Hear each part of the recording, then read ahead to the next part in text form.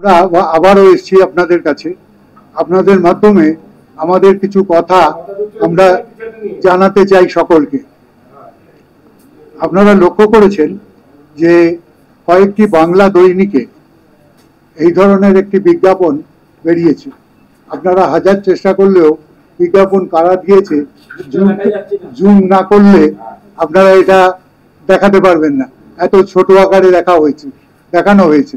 মানে কি, এটা কারা প্রকাশ করলেন কোনো নামও দেননি, দলের নামটা শুধু দিয়েছেন এবং সেটাও করা যাচ্ছে না। এটা কি জেনে শুনে করা? এই প্রশ্নটি আমরা সবার কাছে রাখতে চাই। দ্বিতীয় বিষয় হচ্ছে যে এই আমাদের আজকের প্রেস বিজ্ঞপ্তি আপনারা পেয়েছেন। আমরা ইলেকশন কমিশনে গেছিলাম। ইলেকশন কমিশনে এই আমাদের যে মেমোরেন্ডাম সেটা আমরা দিয়ে এসেছি চিফ ইলেকশন কমিশনারের উদ্দেশ্যে। এখানকার যিনি দায়িত্বে আছেন তিনি জানিয়েছেন যে তিনি এটা পাঠিয়ে দেবেন এবং তিনি সই করে রিসিভও করেছেন আমাদের যে মেমোরেন্ডাম সেটি। এটা আমাদের দিক থেকে একটা গুরুত্বপূর্ণ বিষয়। এবার কতগুলো আইনগত প্রশ্ন আছে এবং আরো কতগুলো বিষয় আছে যে নির্বাচনের সময় এই ধরনের বিজ্ঞাপন দেওয়া সেটা সামগ্রিকভাবে নীতি এবং রীতি বিরুদ্ধ। সংবিধানের বিভিন্ন জায়গায় সেটা লেখা আছে। ধর্ম নিয়ে রাজনীতি নির্বাচনের সময় করাটা একেবারেই বন্ধ করা উচিত।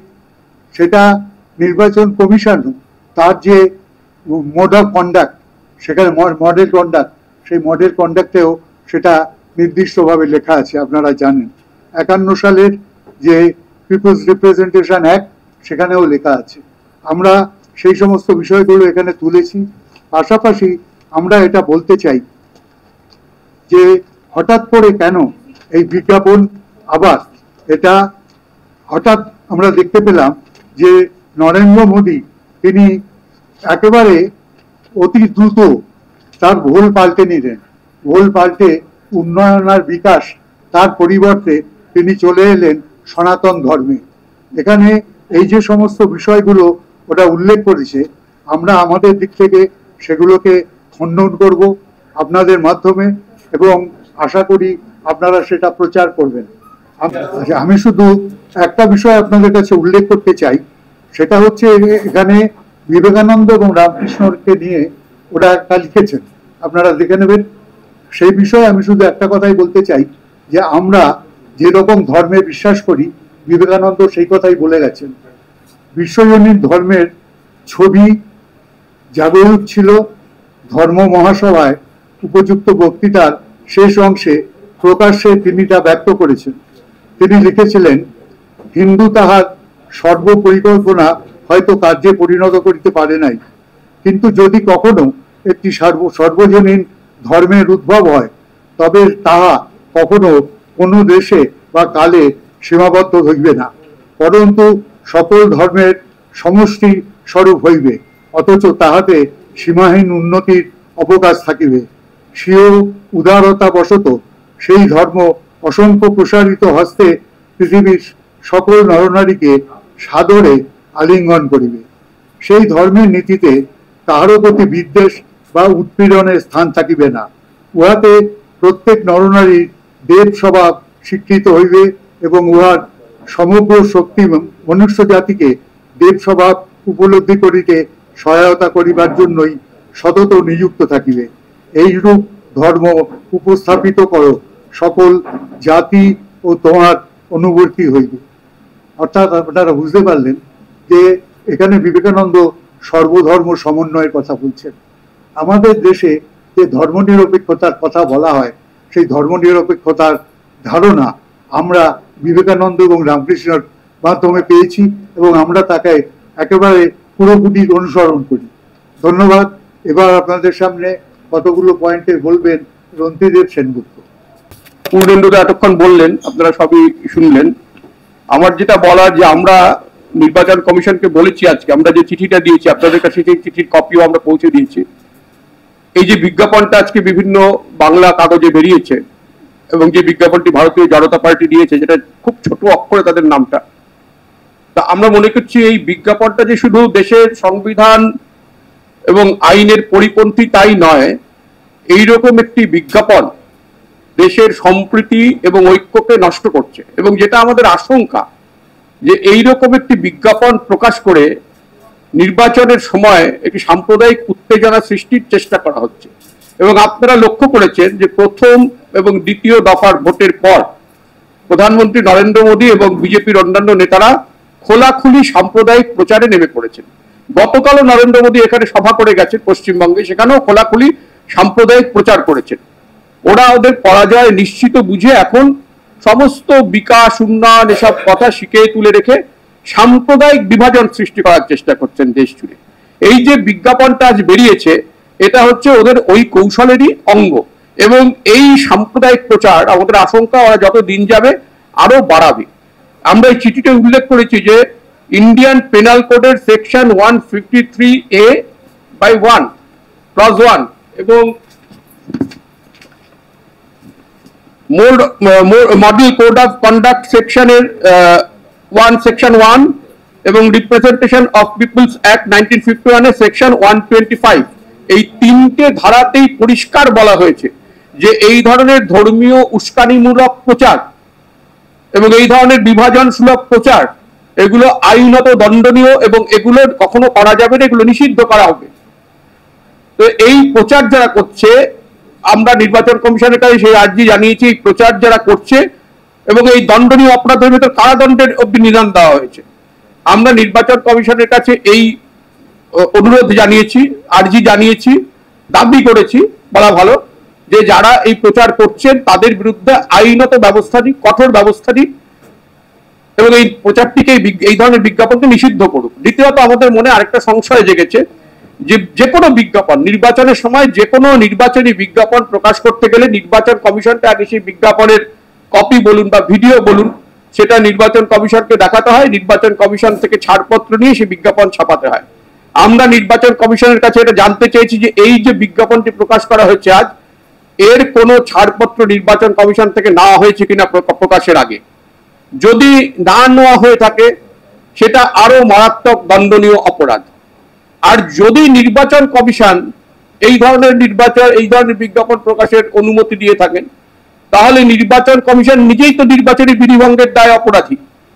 ফলে নির্বাচন কমিশনকেও কিন্তু পরিষ্কার উত্তর দিতে হবে যে এই বিজ্ঞাপনটি কি তারা অনুমতি দিয়েছে ছাপাতে, নাকি তাদের অগোচরে এটা প্রকাশ করা হয়েছে।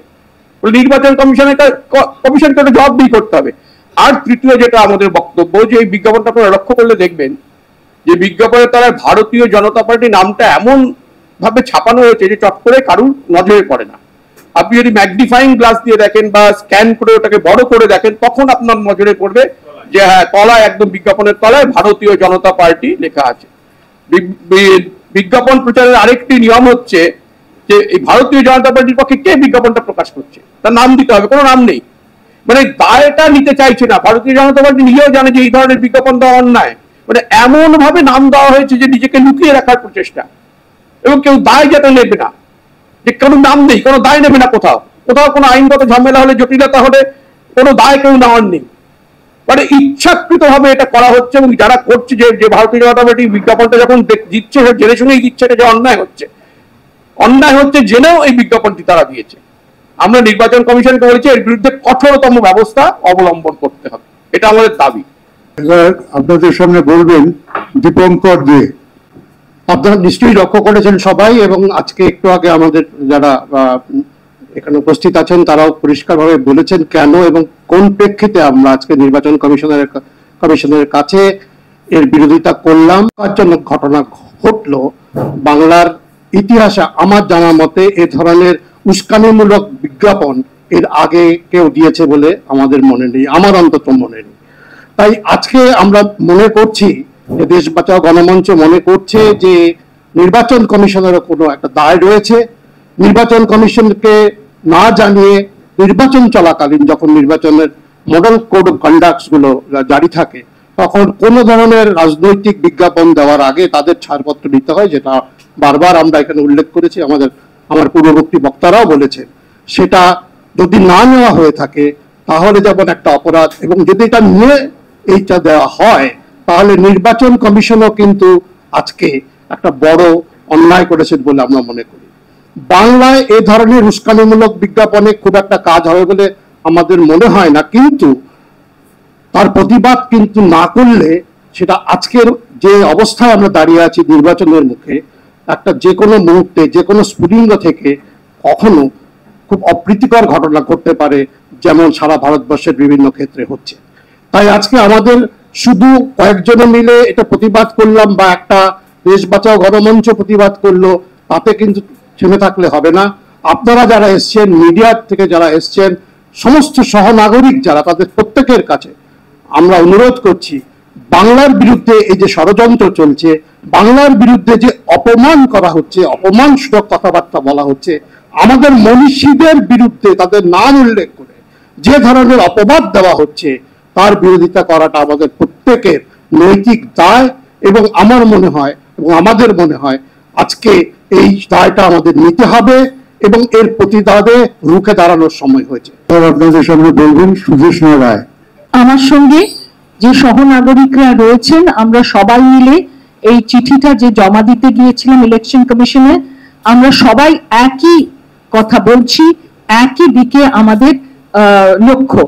দেখুন, বাংলার অপমান বারবার করা হয়েছে এবং নানাভাবে। প্রথম যে কথাটা লিখছেন যে রামকৃষ্ণ এবং বিবেকানন্দ, শ্রী রামকৃষ্ণ এবং স্বামী বিবেকানন্দের রাজ্যে আমরা নাকি ধর্মের অবমাননা করছি, এই ধরনের উস্কানিমূলক একটা বক্তব্য, সেটা কি করে সেটা বিজ্ঞাপনে দেওয়া হয় এই মডেল কোড অফ কন্ডাক্ট জারি হওয়ার পর? সেটাই আমাদের প্রশ্ন। যে কথাটা পূর্ণেন্দুদা বললেন, যে কথা রন্তিদেব বললেন, যে ইলেকশন কমিশন এটাকে পাস করলেন কি করে? আর যদি পাস না করা হয়ে থাকে, যারা এই বিজ্ঞাপন দিয়েছেন তাদের নিশ্চয়ই কঠোর শাস্তি দেওয়া উচিত। আর তারা নিশ্চিত জানেন যে তারা অন্যায় করছেন, তার কারণ তারা তাদের নামটা দেননি, তারা তাদের পার্টির নামটা এত ক্ষুদ্র অক্ষরে দিয়েছে যে স্ক্যান করে বড় করলেও সেটা ফেটে যাবে, কেউ পড়তে পারবে না, ম্যাগনিফাইং গ্লাস দিয়ে পড়তে হবে। সুতরাং অন্যায় তারা করছে এবং অন্যায় করলে সেটা সহ্য আমরা করব না। আশা করি আপনারাও সেই অন্যায়ের বিরুদ্ধে আপনাদের যে পার্টির সঙ্গেই আপনাদের যে যোগাযোগ থাকুক না কেন, আপনারা নিশ্চয়ই এই বাংলা বিরোধী, এই যে অবমাননাকর কথা, এই যে নানাভাবে কন্ট্রোভার্সি তৈরি করা, এখানে বিভাজন তৈরি করা, মিথ্যে কতগুলো কথা প্রচার করা, এটা এই মডেল কোড অফ কন্ডাক্টের সময় কি করে করা হলো, সেটার বিরুদ্ধে নিশ্চয়ই গর্জে ওঠা উচিত, সবার গর্জে ওঠা উচিত। আমরা মনে করেছি বলে আমরা এগিয়ে এসেছি। আশা করি যে আপনারাও আমাদের সঙ্গে সহমত হবেন এবং এই ইলেকশন কমিশনও তাদের যেটা কর্তব্য সেটা করবেন নিজেরা, স্বতঃস্ফূর্তভাবে, স্বাধীনভাবে। নমস্কার। এবার বলবেন কবি প্রসূন ভৌমিক। কি জন্য আমরা এখানে গেছিলাম সেটা আপনাদের কাছে মোটামুটি স্পষ্ট হয়েছে, পূর্ববর্তী বক্তারা বলেছেন। আপনারা দেখেছেন আমরা দেশ বাঁচাও গণমঞ্চ যেটা তৈরি করেছি, সেটা গত 20শে মার্চ আমরা একটি কনভেনশন করি। সেই কনভেনশন থেকে আমরা শপথ নিই যে আমরা এই অশুভ শক্তি যেটা কেন্দ্রে সরকার অধিগ্রহণ করে আছে তাদেরকে আমরা চূড়ান্তভাবে বিরোধিতা করব। গোটা দেশে যে যেখানে চূড়ান্ত বিরোধী তার সঙ্গে মানে স্পষ্টতার সঙ্গে বিরোধিতা করছে তাদের পাশে আমরা দাঁড়াবো। আমাদের দিল্লিতে দিল্লির বন্ধুরা আপ এবং কংগ্রেসের জোটকে সমর্থন দিচ্ছে, পাঞ্জাবে আমাদের বন্ধুরা শুধু আপকে সমর্থন দিচ্ছে, কেরলে আমাদের বন্ধুরা যেখানে সিপিএম শক্তিশালী সেখানে সিপিএম কে, যেখানে কংগ্রেস শক্তিশালী সেখানে কংগ্রেসকে, এবং বাংলায় এইভাবে আমরা তৃণমূল কংগ্রেসকে একমাত্র সমর্থন করছি। এটা আমাদের পূর্ববর্তী একটা অধ্যায় যা চলছে, সেখান থেকে আমরা নানান ধরনের ঘটনাগুলির মধ্যে দিয়ে আমরা প্রচারও করছি, তেমনি এই ঘটনাগুলো আমরা দেখতে পাচ্ছি যে ক্রমশ একটা দুটো ফেজের পরেই পুরো মানে যে প্রচারের যে বিজেপির ধারাটা সম্পূর্ণ বদলে গেল। এটা কারণটা আমরা জানি যে শোচনীয় হার হতে চলেছে। এখন ওরা ইভিএম নিয়ে খেলা শুরু করেছে। ইতিমধ্যে আমরা দেখেছি প্রথম পর্যায়ের ভোটের বা সেকেন্ড পর্যায়ের ভোটের 11 দিন পরে 6% ভোট বাড়িয়ে দিল। মানে যেটা প্রিজিউম ভোট বলে একটা বলা হয় প্রথমে ভোট শেষ হওয়ার দিন, তারপরে সেটা 0.5 থেকে 1% বাড়ে বা কমে, বাড়ে জেনারেলি। এখানে 11 দিন পরে 6% বাড়লো, অর্থাৎ কোন দিক থেকে এরা খেলাটা শুরু করছে, যে কোনো ভাবে হোক এটা ক্ষমতায় আসতে চাইছে। এবং তার মধ্যে দিয়ে আমরা বুঝতে পারছি ওটাতে হবে না বলে একদিকে যেমন ওখানটায়, তেমনি জাতি নিয়ে ধর্ম নিয়ে বিভাজনের খেলা শুরু করছে। এবং সেখানে এই যে বিজ্ঞাপনটা সেটা একটা দুরভিসন্ধিমূলক কাজ, এই একটি অত্যন্ত দুরভিসন্ধিমূলক কাজ। আমরা আশঙ্কা করছি এরপর থেকে বড় করে সম্ভবত বাংলার মধ্যে দাঙ্গা আনার চেষ্টা করবে, সেটা সন্দেশখালী দিয়ে হয়তো শুরু হবে। আমরা শুনতে পেলাম আকাশ বা কোনো একটা চ্যানেলের মধ্যে দিয়ে যে সেই চ্যানেলে শুভেন্দু অধিকারীর একটি ফোন ট্যাপ করে তাতে শোনা গেছে শুভেন্দু অধিকারী বলছেন, কত অস্ত্র লাগবে বলুন, মণিপুর থেকে আনিয়ে দিচ্ছি। তা একই সঙ্গে সন্দেশখালীর সেই মন্ডল প্রধানের যে কথোপকথন স্টিং অপারেশনের মধ্যে দিয়ে সেখানে আমরা জানতে পেরেছি যে অনেক অন্যায় হতে পারে, কিন্তু কখনোই ওখানে রেপ করার মতো কোনো ঘটনা ঘটেনি। সেটা ওখানে শুভেন্দু অধিকারী সেই জায়গাটা তৈরি করেছে, তার কারণ তা না হলে বড় বড় নেতাদের গ্রেপ্তার না করলে ওরা এখানে রাজনীতি করতে পারবে না। তো এই ঘটনাগুলো একটা এমন জায়গায় যাচ্ছে যেখানে একটা সর্বনাশা ভয়ঙ্কর দাঙ্গা পরিস্থিতির মধ্যে ওরা আমাদের নিয়ে ফেলবে, এবং আমরা জানি বাংলা সেটা রুখে দেবে। কিন্তু আমাদের বারবার করে সামনে আপনাদের আসতে হচ্ছে, কারণ এই আপনাদের যেমন ইলেকশন কমিশনের কাছেও আমরা এই নিয়ে তৃতীয় বা চতুর্থবার গেলাম নানান অভিযোগ নিয়ে। আমরা এরপরেও যাব, জানি আমরা ইলেকশন কমিশনের মাথায় এমন কেউ নেই যাকে দিয়ে সম্পূর্ণ নিরপেক্ষভাবে করা যায়, চিফ জাস্টিসকে সরিয়ে দিয়েছে ওরা। তবুও আমরা বলতে যাব, আমরা গণতান্ত্রিক মাধ্যমে আমাদের প্রতিবাদ যা করতে যাব। এবং আমরা এই আশঙ্কা দিয়ে আপনাদের কাছে বলাটা শেষ করতে চাই যে একটি দুরভিসন্ধিমূলক ঘটনা ঘটেছে এবং সামনে খুব ভয়ঙ্কর রকম কোনো খেলা আসতে চলেছে, যেগুলো শুভেন্দু অধিকারী ফোন ট্যাপ করে অথবা স্টিং অপারেশনের মধ্যে দিয়ে আমরা বুঝতে পারছি। ধন্যবাদ। প্রচারের মধ্যে মা দুর্গা, বাগদেবী অর্থাৎ সরস্বতী, ধাম এবং শ্রী চৈতন্য মহাপ্রভু তাদের প্রত্যেকের কথা তুলে যেভাবে একটা মানুষকে ছাপাবার মতো বক্তব্য রাখা হয়েছে, আপনারা সেটা পড়লেই দেখতে পাবেন। দুর্গা বিসর্জন এটা আমাদের দেশে আজকে নয়, বহুকাল ধরে এই বিসর্জনের দিনে তার পাশাপাশি মহরম এবং ঈদ থাকলে সেখানে ঝামেলা হয়, এটা কোনো নতুন কথা নয়। সেই কারণে এটা আমরা বলছি যে এটা তো ধর্মনিরপেক্ষতার নীতি, এটা কোনো লেখা আছে ভোট রাজনীতির কারণে, একদমই না, এটা সম্পূর্ণ মিথ্যা। এটা ধর্মনিরপেক্ষতার নীতির কারণে এটা করা। বাগদেবী আরাধনা, সরস্বতী পুজো, সে তো স্কুল, কলেজ, ক্লাব, পাড়ায় পাড়ায়, ঘরে ঘরে হয় পশ্চিমবাংলায়। অন্য কোনো রাজ্যে এত হয় কিনা আমরা জানি না। যারা এটা বলছেন তারা এত সরস্বতী পুজো করেন কিনা তাও আমরা জানি না। এই কথাগুলো বলার অর্থ কি? চৈতন্যদেবের যে সাধারণ তার যে কথা, সবাইকে নিয়ে চলার, সর্বধর্ম সমন্বয়ের, জাতপাত নিয়ে সবাইকে একসাথে নিয়ে চলা, সেটাও আমরা এদের ক্ষেত্রে দেখছি যে এরা যেটা মানে না সেই কথাই তুলছে। সব মিলিয়ে আপনারা দেখবেন যে এদের কথা এবং বিশ্বাস এবং প্রচার, তার মধ্যে একটা পারস্পরিক দ্বন্দ্ব বিরাজমান। এটাকেও আমরা আপনাদের কাছে তুলে ধরছি যে এর ন্যায় বিচার হওয়া উচিত। ধন্যবাদ। আজকে আমরা এখানেই শেষ করছি। ভালো থাকবেন সব।